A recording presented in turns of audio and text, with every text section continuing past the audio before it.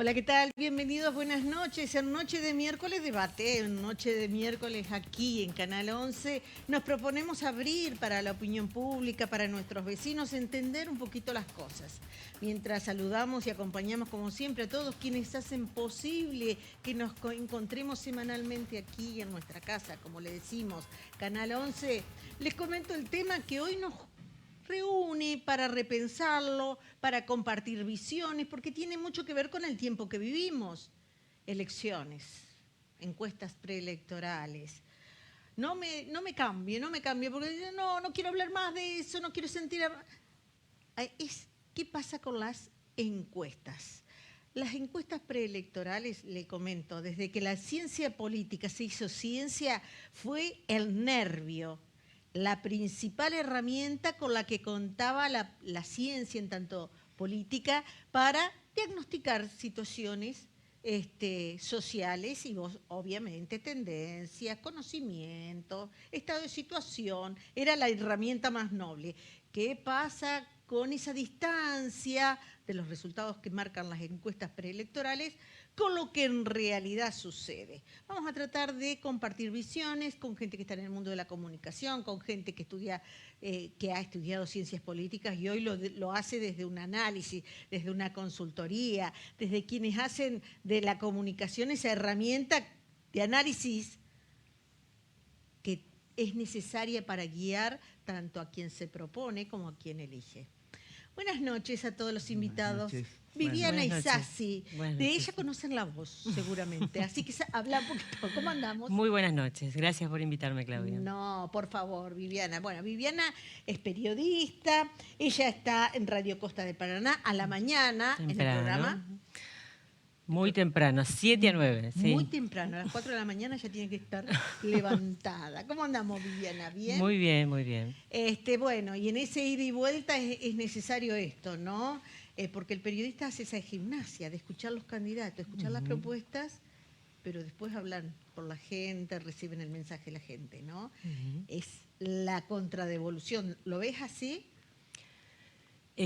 Bueno, yo creo que las herramientas, las encuestas son una de las herramientas que tienen los políticos para, de alguna manera, medir sensaciones, pero no es la única herramienta, digamos. Y también creo que desde que las encuestas existen, en realidad mantienen quizás algún margen de error, como todo, lo que es medición cualitativa o cuantitativa. Y quienes estudiamos las ciencias políticas también podemos encontrar un montón de antecedentes, incluso algunos más sorpresivos que otros, pero de eso también se aprende. El más reciente en este país, como el que fue el hito, fue el del 2019, que nadie le daba a Alberto Fernández 16 puntos de diferencia.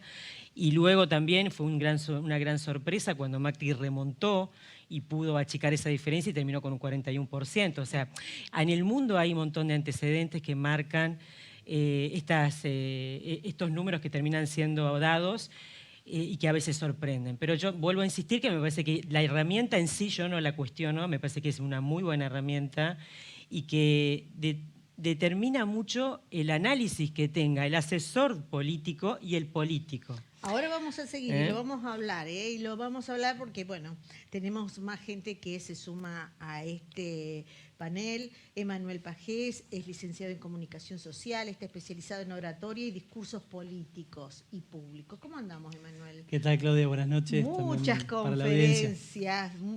conferencias hablando de oratoria y de cómo llegar, ¿no? Cómo llegar a un público, cómo llegar a un electorado, cómo llegar. ¿Con qué lo asocias a esto? En primer lugar, con mucho laburo, primero. Más allá de las condiciones que cada candidato tenga, hay mucho trabajo detrás. La preparación del mensaje, la forma en cómo lo decís, y después los medios en los cuales eso llega al resto de la ciudadanía, que, vale decir, cada vez se interesa menos por estos temas en términos electorales, sí más bien uno lo tiene que ver desde el lugar, cuáles son los temas que hoy los está atravesando, pero el sujeto político que no solo lleva adelante las políticas está en tela de juicio. No, por eso es muy interesante ver, y esto que decía Viviana, no hay que cuestionar tanto la herramienta, sino más bien ver el mapa completo. Hay que ver el mapa completo, un mapa que se da en un contexto social, un contexto mundial, donde está atravesado por las noticias falsas, que está atravesado por la posverdad. Algunos consultores que repiensan nuestra realidad dicen, desde el momento que dijimos posverdad, admitimos que la verdad la pusimos entre comillas guardada. Dentro de un ratito lo hablamos.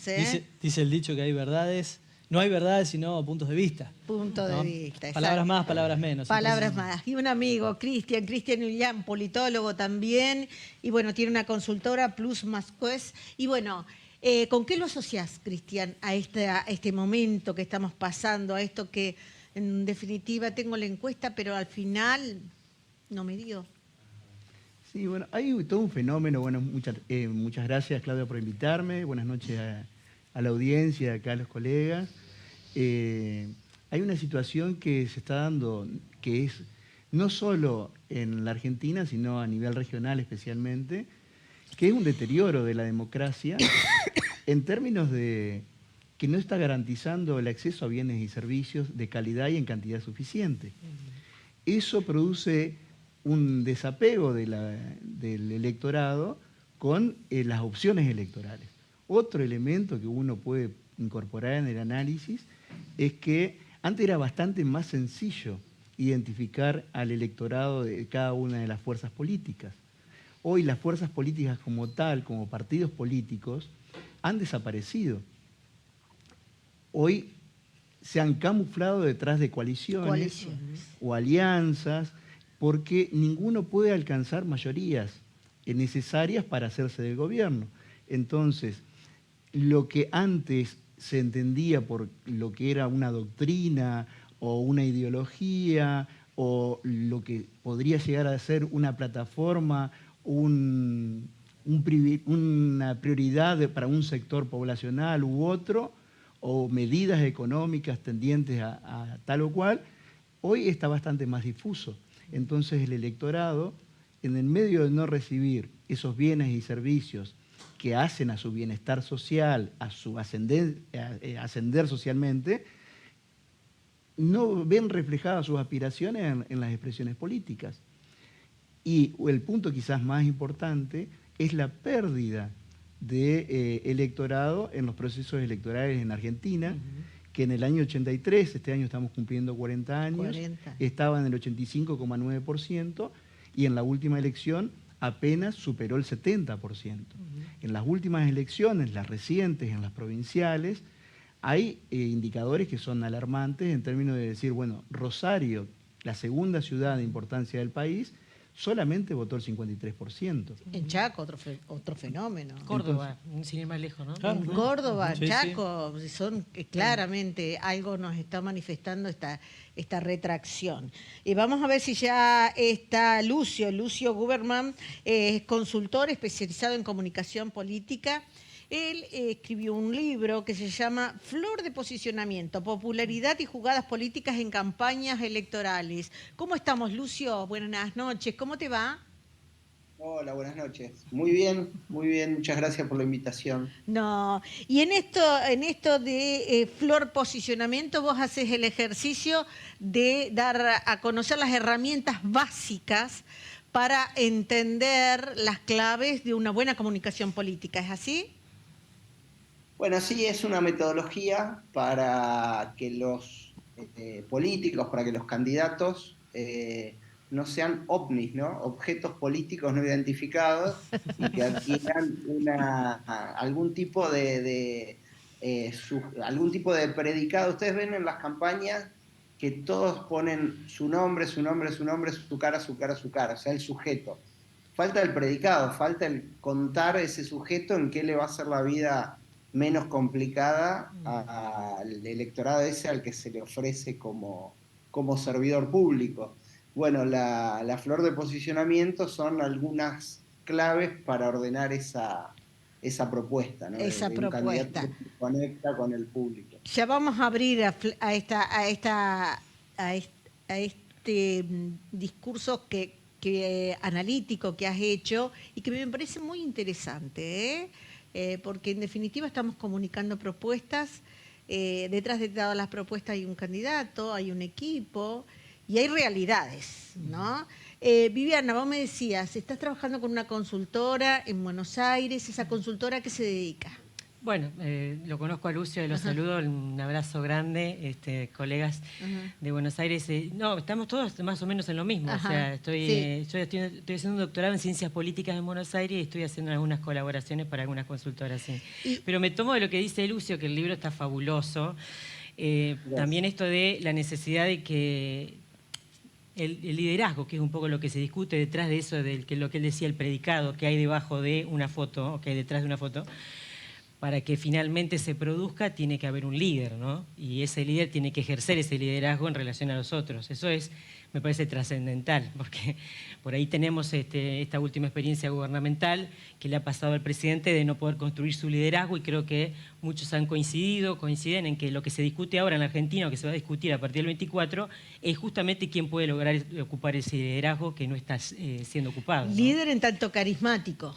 Claro, un poco lo que decía Lucio ahí, ¿no? No sé si lo tenemos todavía, sí, pero... Sí, está. Bueno, ¿qué hay detrás de y no tanto sería una cuestión marketinera, sino me parece o un bombardeo de propuestas, sino más que nada lo que se va a discutir en este país es quién puede llegar a ocupar ese lugar de guía que nos estuvo faltando durante algún tiempo. Porque en definitiva lo que quedó en falencia en estos años es eso, ¿no?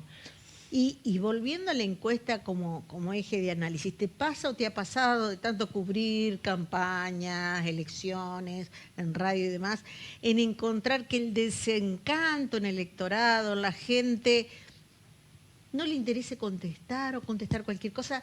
¿Lo valorás así, lo ves así? ¿Puede pasar por ahí? Bueno, un poco me tomaba lo que decía él. Primero, la última encuesta de Latinobarómetro midió que la Argentina, de toda la región, es uno de los países que todavía considera la democracia, que le dio un 7, ¿no? Que a mí me pareció importante eso. Es un dato interesante cómo se está analizando la democracia en la región, que viene a la baja, ¿no? Y creo que la cuestión esta es muy oscilante, porque ha pasado en las elecciones, podemos tomar casos europeos, desde Francia, donde Macron salió muy abrioso y a los 2 años le votaron en contra. A Chile pasó lo mismo. Y bueno, y me parece que tiene que ver con que es muy oscilante, la sociedad es muy oscilante, tiene muchas pretensiones más urgentes que antes. O sea, nadie tiene los 100 días famosos, los 1000 días. Entonces, y también hay un porcentaje muy elevado de indecisos que decide en los últimos tiempos. Y a veces vos encuestaste cuánto te demorás en procesar una encuesta, y bueno, y eso tiene que ver con que, claro, ¿no? Sí, pasa ahí. Yo leía, perdón que me sume, pero leía hace unos días que decía que muchas veces hay gran cuota de los indecisos que se deciden en los últimos 2-3 días. Y exacto, yo a eso lo bajaría aún mucho más. Hay un gran porcentaje que se decide a última instancia. Y cada vez es más difícil, ¿no? Medir, pero eso no quita que el instrumento siga teniendo valor. Siga teniendo valor. Porque es cierto, estamos en un programa televisivo y puede llegar a ser muy marketinero decir, bueno, otra vez las encuestas fallaron. Y en realidad no es que fallen o acierten. El instrumento siempre va a dar un dato, y ese dato es para tomar decisiones, no para predecir qué es lo que va a ocurrir, porque, bueno... No es el oráculo. Claro, la sociedad es más complicada, la inseguridad afecta. Digo, las encuestas más... Un hecho político, claro, por ejemplo, un asesinato, como le pasó a Chaco. Sí, pero de hecho digo la inseguridad en términos de que es más difícil ya que una persona abra la puerta de su domicilio y responda una encuesta. Con lo cual, digo, complejiza aún más y hoy hace falta más elementos, más instrumentos, valerse también de toda un análisis un poco más complejo y multicausal. No uno solo, no solamente tener el dato de la encuesta. Claro. Correcto. Sí, y de hecho, esto de los indecisos que deciden en las últimas horas, de la neurociencia lo marca, ¿no? Porque tiene que ver con un dispositivo del cerebro que es muy emocional. Sí. Por eso es determinante cuidar a los candidatos las últimas horas. Y Carlos, vos que estás ahí, estás escuchando esta devolución que están haciendo algo los dos panelistas. ¿Qué tenés para agregar? ¿Me estás escuchando? Hola, ¿me estás escuchando? A ver. A mí me habló. Sí, a vos, Lucio. No, Carlos, ¿está bien? Claro, dijiste Carlos, por eso me quedé. No, está bien, Lucio, dale. Estabas escuchando, ¿escuchaste la devolución? Sí, a ver, yo tengo tengo un amigo encuestador. Yo fui encuestador, ya no hago más encuestas hace tiempo, porque es ingrato el trabajo. Uno puede ponerle todo el cuidado metodológico, la supervisión del campo y demás, y como recién decían claramente, uno corta la encuesta antes que termine el proceso de decisión del electorado. Entonces, hasta la encuesta mejor hecha 2 semanas antes de la elección, el día de la elección puede cambiar. Y un amigo encuestador me dice, mirá, si yo acierto con lo que me di 2 semanas antes de la elección, quiere decir que vos hiciste mal tu trabajo como consultor, porque se supone que los consultores que están viendo que en las encuestas no están obteniendo los resultados que quieren, traten de modificar ese status quo.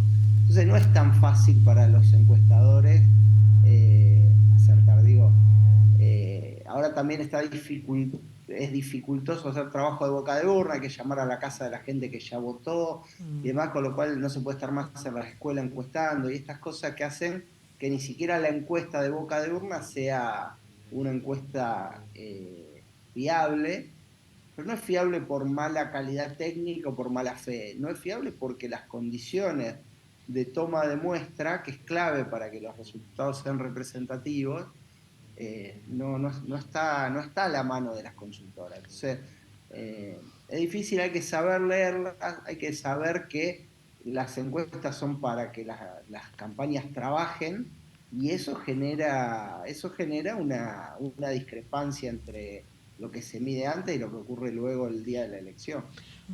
Y voy a Cristian ahora, ¿no? Como un ejercicio de referencia, según lo que nos están contestando, por dónde navegamos esta campaña, una cosa así. Claro, sí, a ver, si uno, en nuestras mediciones, los porcentajes están cerca del 52% de indecisos, 12% de personas que tienen intención o están evaluando votar en blanco o anular su voto. Lo que decía Lucio recién, agregale que la revolución tecnológica en las comunicaciones también impacta, y eso no está regulado. Porque antes teníamos la veda, 48 horas antes, el electorado tenía tiempo para reflexionar. Hoy, las redes sociales, WhatsApp, Instagram, la gente se sigue comunicando, sigue enviando mensajes que tienen impacto en la decisión final. Y como decía muy bien Viviana, el voto es un alto porcentaje es emotivo. En los últimos momentos donde vos tenés esas sensaciones, entras al cuarto oscuro y demás, muchas veces se ve reflejado ahí el voto. Y eso antes es técnicamente imposible identificarlo. Totalmente, Emanuel. Y bueno, dio el elemento que me gustaba ampliar con vos, digamos. Esto de las redes sociales.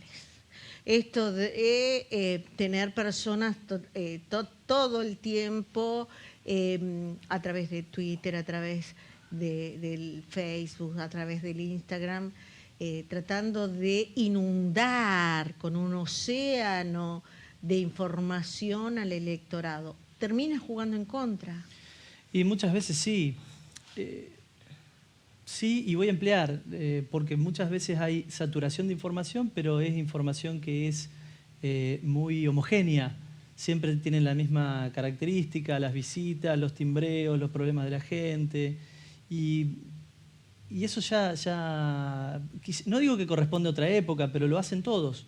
Entonces, en una marea de información, digo, como bien decían todos los que están acá en este piso, digo, hay que ser muy preciso para después llegarle a esa persona que tiene crisis de representatividad, que hay desafección del sujeto político, donde quizás en otro tiempo acertar un número en cuanto a la encuesta había un margen de error, 2, 3 puntos, dentro de lo que era esperable. Hoy no, porque hoy tenemos 25, 30, 40% de personas que aún no tienen definido su voto, porque no se sienten representadas por esos sujetos que, entre comillas, faltaron a su palabra o a su promesa. Entonces hay escasez de bienes y de servicios en gran parte de la Argentina, digo, por mencionar un territorio.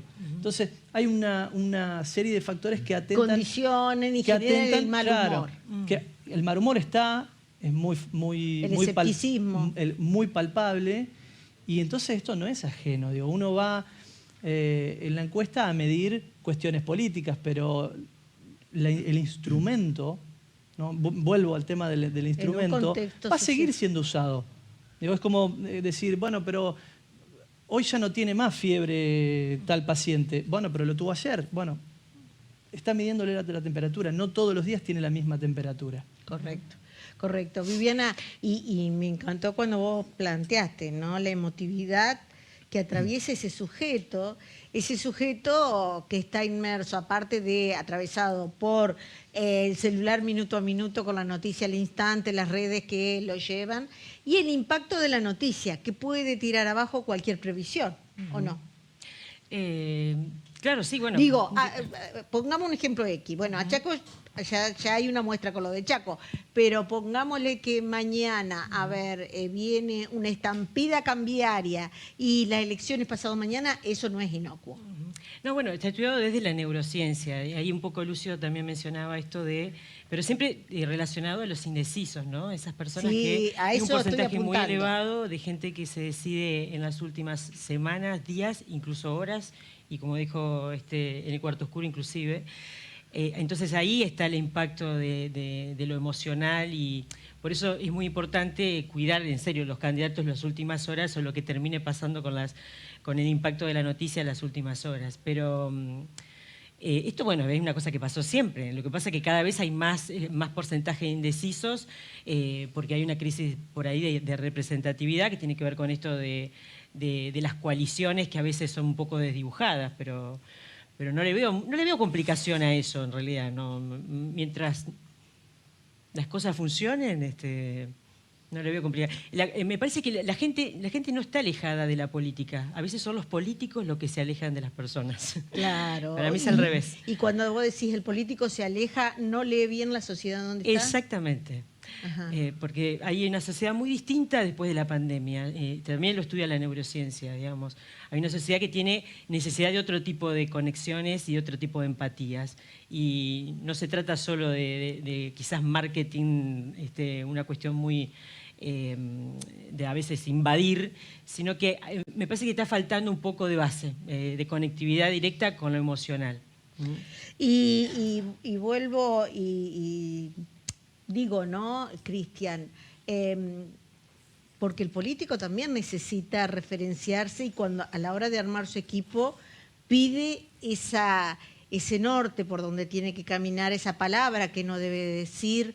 En eso está fuerte la atracción de las consultoras hoy en día, hoy en este contexto electoral. Sí, creo que ahí tiene que ver mucho también la ética de aquel que está aconsejando, asesorando a los candidatos. Nosotros no tenemos que tratar de vender un producto. Nosotros lo que tenemos que procurar es que esa persona pueda comunicar con eficiencia el mensaje que quiere dar, pero el mensaje que ya tiene incorporado, los valores que tiene incorporado, no tratar de dibujar una presencia para un imaginario que pueda ser aceptado por el electorado en su mayoría.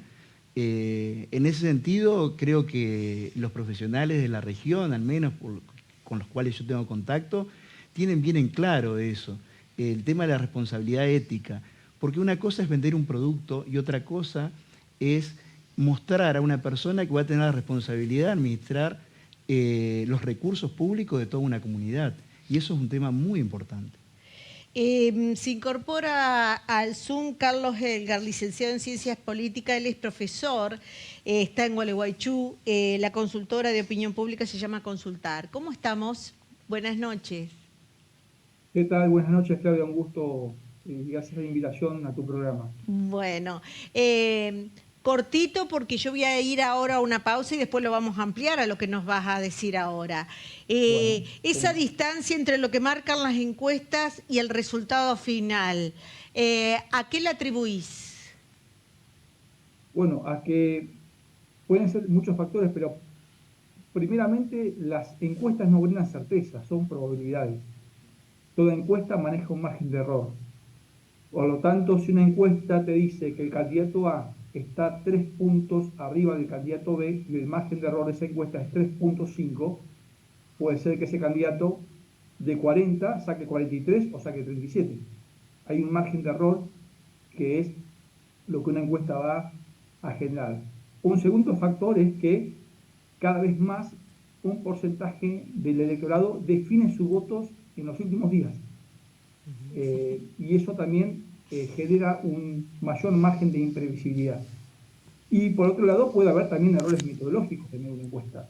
Si vos me permitís, bueno, después de la pausa te puedo contar una anécdota histórica que siempre se toma como un error garrafal de la toma de muestra, un error metodológico, que es un ejemplo histórico de las encuestas. Perfecto. Después de la pausa, entonces lo vemos. Antes de despedirte, Viviana, la recomendación entonces a la hora de decir creo en esta encuesta o en aquella, medio como que no, porque como lo decís, es un elemento, un instrumento muy valioso, pero no es el oráculo. Yo defiendo las encuestas, las encuestas como una herramienta. Digo que no es la única, depende de la experiencia, la expertise que tenga el político y sobre todo el analista del asesor que tenga a su lado.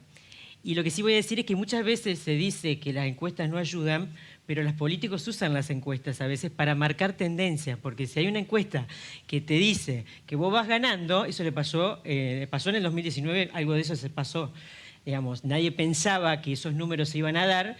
Finalmente la encuesta que hicieron correr lo ayudó un poco Alberto Fernández y bueno, y después, porque lo que te puede hacer es que si vos hagas una encuesta en donde le dan ganador, ese militante se aplaque, porque como ya está en ganador, no necesito trabajar.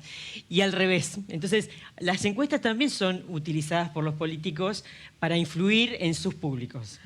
Gracias por haber estado, muy interesante y ya volveremos a convocarte. Bueno, porque me interesa muchísimo. Me interesa muchísimo. Tenemos más panelistas, tenemos media hora más, donde pretendemos analizar la encuesta preelectoral en este contexto. Una primera media hora donde la han rescatado mucho como instrumento de orientación política, no es el oráculo. Volvemos dentro de un ratito.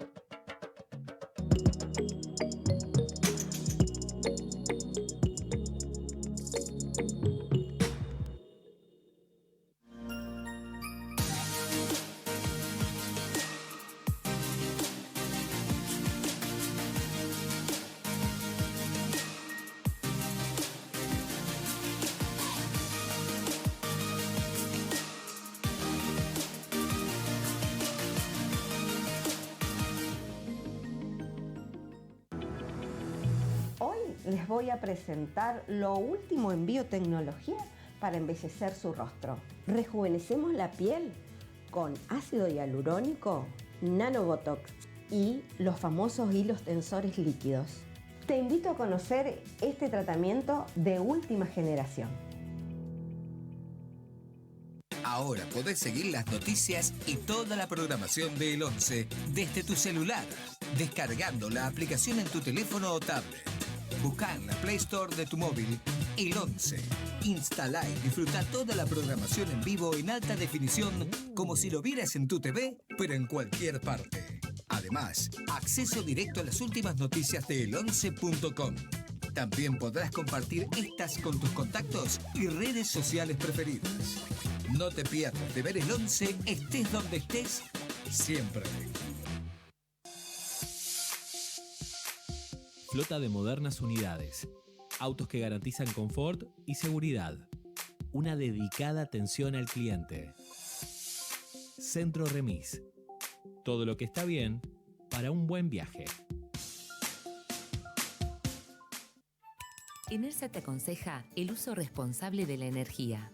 Regula los aparatos de aire acondicionado en 24 grados. Por cada grado inferior a esa temperatura, el consumo aumenta en un 5 y un 7%. Estos son los tips de ENERSA para un uso responsable de la energía.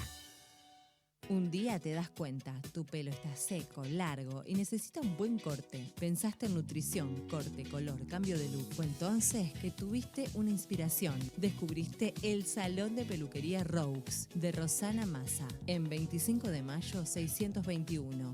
Tu pelo lo merece. Salón de Peluquería Rogues. Si buscas vestir bien en cada ocasión, Claro de Luna Indumentaria Femenina. Elegancia y distinción. Ropa sport, alto sport, noche y de ocasión. Claro de Luna, indumentaria femenina. Andrés Pasos, 250. La vida se trata de compartir momentos, risas, abrazos y miradas, porque vivimos de esos instantes repletos de emociones. Asegura el futuro de aquellos que amas. Un último acto de amor es posible y nosotros lo hacemos realidad. Seguros de vida y Abser Seguros, asegurando tus experiencias.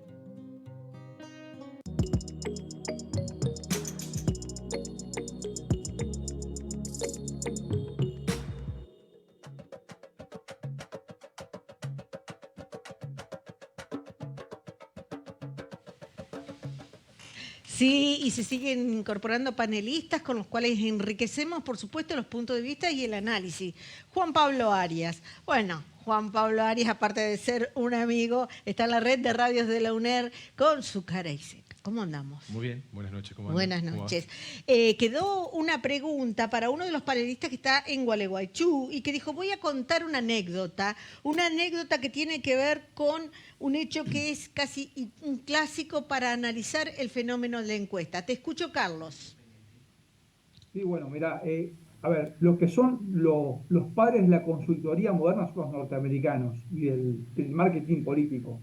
Ahí nace todo. Y esta historia se sitúa en la elección que tuvo Al Landon con Roosevelt en 1936. Hay una prestigiosa revista, la Literary Digest, mandó 10 millones de formularios a distintos ciudadanos norteamericanos que los encontró por el registro automotor, ¿no? Y recibió 2.300.000 formularios, en la cual en esos formularios, cada 2 votos a Landon, había uno a Roosevelt. Y entonces predijo que quien iba a ganar iba a ser Landon. Como bien sabemos, ganó Roosevelt por el 61% de los votos. Y en ese momento, un señor, George Gallup, que es el creador de la famosa consultora internacional Gallup, con solamente 5.000 encuestas que él hizo, pudo predecir el resultado. Esto es un ejemplo de la importancia metodológica de una encuesta de lo que es la muestra. Uno por ahí puede hacer un ejemplo, digamos, didáctico para que la gente entienda a qué nos referimos con una muestra. Cuando vos, por ejemplo, voy a hacer un ejemplo doméstico para que se entienda. O sea, una muestra no depende de la cantidad que tomes. Cuando la población crece y la población puede ser de 40 millones, la muestra va a ser prácticamente la misma que para una población de 100.000 habitantes. No varía mucho la muestra ahí. Porque cuando vos haces, por ejemplo, una sopa en tu casa, vos revolvés la olla, tomás la cuchara y probás, ahí vas a saber el grado de condimentación de la sopa, si le falta sal o no tiene sal. Ahora, si vos me invitás a 20 comensales y vas a tomar una olla 4 veces más grande, no vas a tomar una cuchara 4 veces más grande, vas a usar la misma cuchara, vas a revolver y vas a usar la misma cuchara. Esa es gráficamente la muestra que los que hacemos encuestas tenemos que tener en cuenta cuando tomamos un estudio de campo, es decir, cuál fiel es la representatividad de esa muestra de la población en la cual estamos estableciendo. Y ahí entra la cuota de edad, de sexo, que tenemos en ese campo en el cual vamos a tomar. Entonces, eso es un caso que se toma como ejemplo de cuando no se respeta la metodología y la representatividad de una muestra. Y el otro tema que hoy también se están dando en las encuestas es que hoy hay una cierta sensibilidad del votante. Hay un sector del votante que es muy sensible a cambiar. El indeciso es aquella persona que sabe a quién no va a votar, pero aún no definió a quién va a votar. Y hay muchos ejemplos como hay elecciones que se han perdido en la última semana. Yo te puedo nombrar un caso que pasó acá en Argentina en 2005, cuando Lilita Carrió iba primera a las encuestas, era la que iba a ganar la legislatura en la ciudad de Buenos Aires, y el gobierno nacional, en aquel momento Néstor Kirchner, veía como una amenaza que Lilita Carrió gane esa elección legislativa porque podía proyectarse como la jefa de gobierno de la ciudad de Buenos Aires, lo cual significaba un problema estratégico para el gobierno. ¿Y qué se hizo? Un funcionario de tercera línea del gobierno nacional, que fue Bravo, sale y dice que Olivera, que era el segundo en la lista de Carrió, tenía una cuenta no declarada. ¿Cuál fue el efecto de eso? Bueno, que hubo un cambio de votantes, desde Carrió a Macri. Y eso hizo que ganara Macri en 2005. Qué bárbaro. Es decir, eso se llama operación política. Y eso es un ejemplo que te demuestra la sensibilidad de ciertos votantes, cómo pueden llegar a cambiar en función de un efecto. Y ahí todas las encuestas le daban ganador a Carrió. Qué buen ejemplo. Entonces, ¿y por qué fallaron las encuestas? Qué buen ejemplo. Ahí hubo hubo un efecto, hubo un fenómeno que hizo que esos votantes que ya habían decidido no votar el gobierno nacional, al candidato del gobierno nacional, pero cambiaron su voto hacia otro para castigar al gobierno nacional, que en ese momento fue Macri, y que dio el inicio de la carrera política de Macri, porque el gobierno veía a Macri mucho más débil que Carrió en la competencia electoral a futuro. Perfecto. Y voy a Juan Pablo Arias, que se incorporó, y ¿en dónde pones el énfasis vos de estos cambios? Bueno, ahí estábamos hablando y algo quedó planteado. Juan Pablo estaba detrás de cámara y lo escuchaste, ¿no? Cómo opera la información también en este mar de incertidumbres y de indecisiones. Me parece que la encuesta, yo coincido en esto de que las encuestas hoy están, no sé si la palabra es crisis, pero sí en un proceso de poca credibilidad. Yo no voy a opinar en cuestiones metodológicas ni técnicas, hay especialistas que lo están haciendo muy bien, pero sí desde el punto de vista periodístico. Hoy a mí me obliga como periodista a no tenerla como herramienta como hace unos años sí la tenía. Ese proceso que hoy atraviesan las encuestas, donde vienen lejos de los resultados finales, nos obliga a nosotros los periodistas, en principio, a plantearlo como herramienta informativa, pero además a plantearnos cómo la utilizan o malutilizan para instalar ciertas ideas. No es menor el rol que juegan los medios de comunicación, más en estos tiempos los grandes medios de comunicación. En Argentina hay una concentración mediática, esto es importante decirla, que hace que ciertas agendas se puedan instalar con ciertos temas y con ciertas ideas. Y para instalar ciertos temas, ciertas ideas, ciertas agendas a partir de esos medios de comunicación, a veces utilizan o mal utilizan estas encuestas. Recién pasaba, antes de venir para acá, y me crucé con un camión gigante con la cara de Javier Milei, una publicidad. Y me preguntaba, ¿por qué esta idea de que Javier Milei es quien podría terciar en una elección que siempre ha estado polarizada en la Argentina, donde has tenido por un lado el peronismo, Frente de Todos, Unión por la Patria, Juntos por el Cambio, Radicalismo, PRO? ¿Por qué podría terciar? Porque las encuestas lo vienen instalando, supuestamente, como ese candidato que podría ser esa opción, que podría llegar a dar ese batacazo, que podría significar un cambio en esa política de bipartidismo de los últimos tiempos. Muy bueno el ejemplo, porque ahora, ¿pero por los qué? Resultados no le estarían dando. Pero por eso digo, porque los resultados no le están dando. Los resultados no le están dando. Y vuelvo a Lucio, que quizás pueda tomar esta idea y ampliarla, porque vos dijiste hay que tener siempre presente la importancia de definirnos y definirlos. ¿Sería el caso Milei?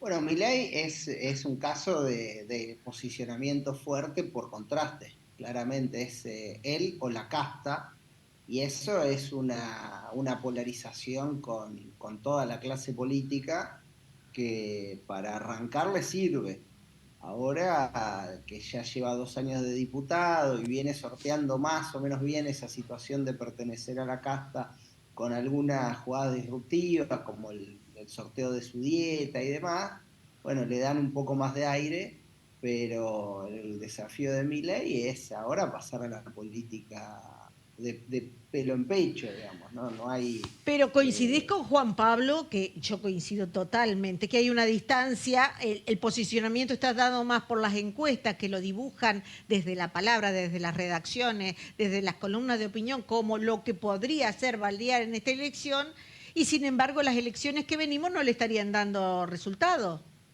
Voto efectivo. No, hay 2 cosas. Yo no creo que Milei sea un fenómeno de las encuestas. Creo que Milei es una expresión de bronca, y Milei en la elección de diputados de diputados nacionales por la Ciudad de Buenos Aires del 2021 sacó más del 10%, o sea, no hay un 13%. Digamos. Entonces, no hay un invento de las encuestas, hay una fuerza política ahí que capturó Ustedes tengan en cuenta que venimos de 2 decepciones, una decepción de Juntos por el Cambio a nivel nacional con Macri presidente, una decepción del Frente de Todos con Alberto Fernández, entonces no es raro, no solo no es raro, sino que hasta uno diría, en términos analíticos, olvídense de las encuestas, uno diría es poco el voto bronca, el voto Milei, si tenés en cuenta que el nuevo intento de polarización es entre los últimos 2 fracasos de gestión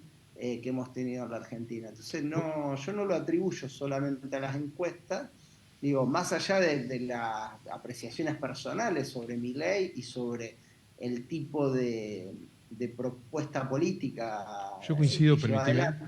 Acá sí, te van a agregar algo. Yo coincido también, no creo que sea un fenómeno de las encuestas. Lo que quería decir, para reforzar la idea inicial mía, es que ese método, esa herramienta es utilizada precisamente para esa instalación, que es bastante más compleja que solamente la encuesta. Es una herramienta más que tiene un sector que necesita, quiere, desea instalarlo, y ese proceso de instalación, por los motivos que puedo coincidir en este caso con Lucio, que ha permitido que hoy esté ahí como una alternativa.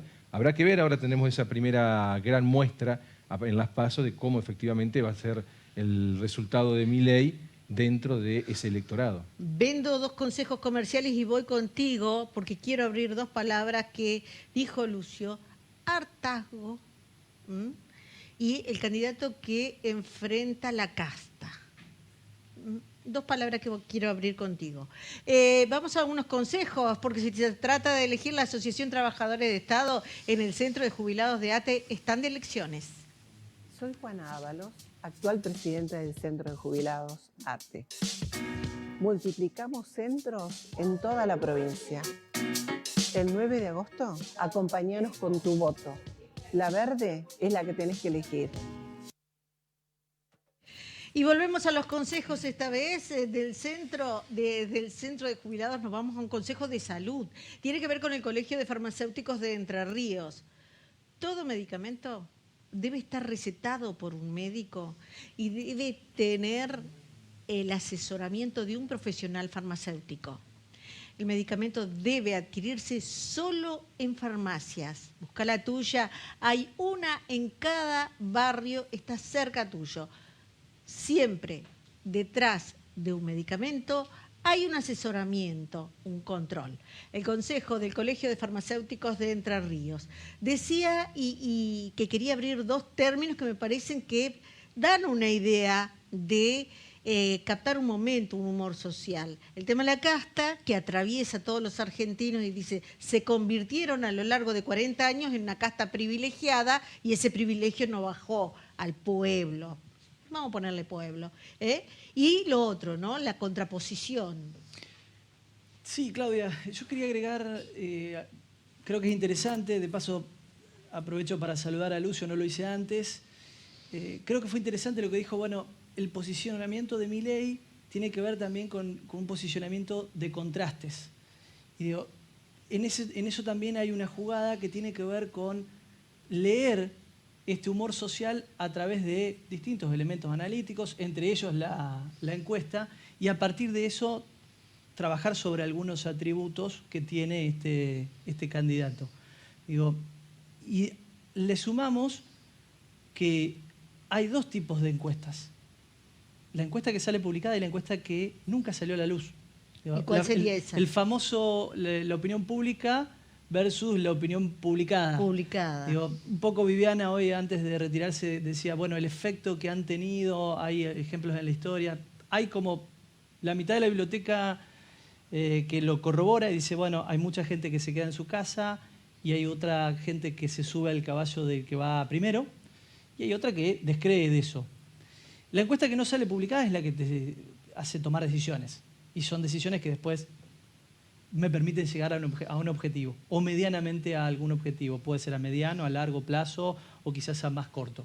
Pero me permito, digamos, introducir este elemento de las encuestas que nunca salieron a la luz y que acertaron o por lo menos permitieron, digamos, tomar decisiones estratégicas en función de la elección y aquellas que son una mera publicidad electoral para posicionar a alguien o bien a algún tema de alguna agenda. Digo, agenda ciudadana, agenda mediática, agenda política. Digo, hay muchas agendas. Todo asesor debe tener ese diagnóstico del momento social, el contexto político en el que se está dando la campaña, ¿no? Y en esto quiero retomar, aunque no quiero hacer el eje en el fenómeno Milei. Simplemente veo que se ha captado, los equipos técnicos que lo acompañan han captado algo que es muy real, objetivo y concreto. La gente está harta de no ser partícipe de ningún crecimiento efectivo, vamos a decirle crecimiento, digamos, de estar comprendido en las políticas públicas en el sentido de, bueno, en estos 40 años crecí, en estos 40 años pude insertar a mis hijos, hoy estoy despidiendo a mis hijos por Ezeiza en un grado bastante importante. No voy a si se van todos o si se quedan todos, voy al fenómeno, ¿no? Nos están diciendo algo las encuestas. Bueno, América Latina es el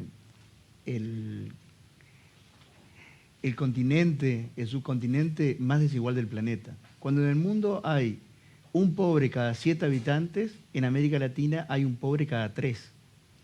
Si vemos 18 o 20 países de América Latina, solamente Argentina y Uruguay no han tenido crisis desde el 2001.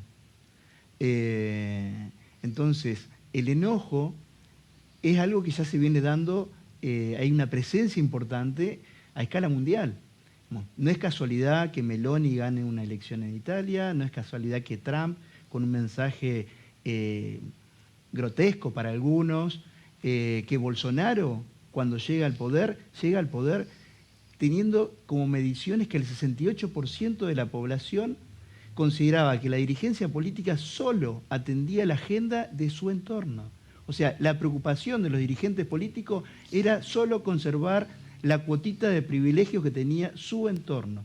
Y el 80% de la población de Brasil estaba enojada. Entonces, el fenómeno que estamos viendo en Argentina no es nuevo. Claramente es parte de un personaje que se monta sobre el enojo de las personas y obtiene resultados electorales como fue en el 2021 y creo que va a tener resultados también en esta elección. Bien. Ahí yo tengo una mirada distinta con la de Juan Pablo. Creo que no es una instalación de las encuestas. Nosotros hacemos mediciones en varios lugares y en todos lados aparece Milei en sectores que eran típicamente votantes de ciertos partidos, los tradicionales, del peronismo, del radicalismo, aparece el fenómeno de Milei. Hay un gran enojo en la población. Yo hago, digamos, siempre que hacemos estudios, yo voy y hago también mediciones, hago entrevistas. Y te puedo decir, Claudia, que de cada 3 casas que golpeamos la puerta, en una te echan, una no sabe todavía qué va a votar, y el que tiene definido a quién va a votar, tiene también una cuota de enojo, de mal humor con la actividad política. Una foto social muy interesante. Juan Pablo, y yo decía, ¿no? La red de radios entrerrianas que tiene UNER es muy importante. ¿Qué devolución tenés de este contexto de los entrevistados que por ahí podés tener y que te pintan este momento donde hay desencanto, hay escepticismo? Efectivamente, es un momento complicado en la Argentina, donde hay mucha gente que la está pasando mal, esto no es ninguna novedad. El proceso inflacionario golpea, y cuando golpea suele golpear el salario de los trabajadores. El ir al supermercado representa una complicación sin ningún tipo de dudas. Y es un proceso, el que está viviendo ahora la Argentina, que obliga, me parece, nos obliga a nosotros como ciudadanos a plantearnos precisamente un debate que no sé si se está dando hoy sobre el modelo de país que queremos. Digo, pareciera ser que en ese contexto de el ciudadano ese que no tiene para comer, que intenta que ese sueldo se estire lo más posible para cuestiones elementales y básicas de subsistencia, pero en ese proceso hay que ver cómo nos permite a nosotros las distintas propuestas electorales alcanzar ese bienestar de las grandes mayorías. Porque hay, me parece, cierta habilidad en los manejos marketineros, en estos colegas, no son colegas, en estos profesionales politólogos que plantean ideas a veces comunicacionales de marketing, de publicidad, para instalar ciertos candidatos, pero para no profundizar en ciertas ideas. Me parece que está faltando en el proceso de debate la profundización sobre cómo se obtienen ciertos logros que se prometen con una sola frase, con una sola palabra, a veces siempre superficial, y que no termina de decirnos cómo se llegaría a eso. Salir de la inflación todos queremos, terminar con un proceso como el cepo del dólar todos queremos, pero fíjate que de esos que los plantean no dicen cómo. En todo caso se llegaría a ese resultado. Y yo voy a coincidir con tu visión, porque me parece que tiene que ver desde el lugar de donde nominamos. Nosotros somos periodistas, no tenemos la información del cientista, del que maneja otros análisis, y nosotros tenemos la obligación de percibir lo que le pasa a la gente. Y yo lo comparto con Juan Pablo, digamos.